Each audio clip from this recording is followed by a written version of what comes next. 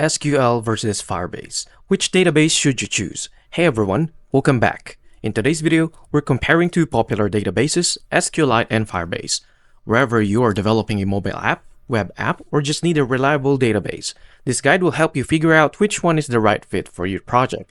Let's dive in. First, let's go to the SQLite.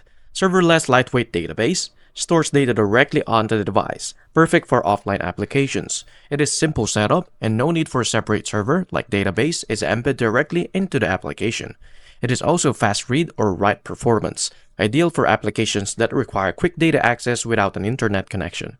It also has a cross-platform support, works with Android, iOS, Windows, Linux, and more, but no real-time synchronization. Doesn't support live updates across multiple devices, and is also limited scalability. It is best for small to medium-sized application. SQLite is best for offline-first apps, mobile apps with local data storage needs, and small-scale applications that don't need cloud synchronization. On the other hand, to the Firebase, it is real-time database, updates data across all clients instantly when changes occur. Cloud-hosted, automatically scales with your app's user database, and with built-in authentication, offers easy integration with Google, Facebook, and email or password logins. And it also has a cross-platforms that works seamlessly across Android, iOS, and web applications.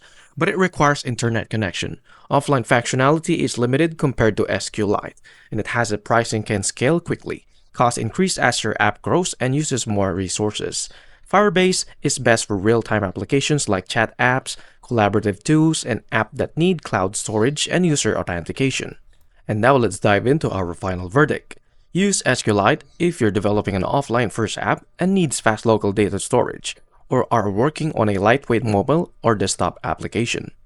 On the other hand, use Firebase if you need real-time data synchronization, cloud stability, or built-in user authentication for your web or mobile app. Which database are you planning to use for your next project? Let me know in the comments. Thank you for watching.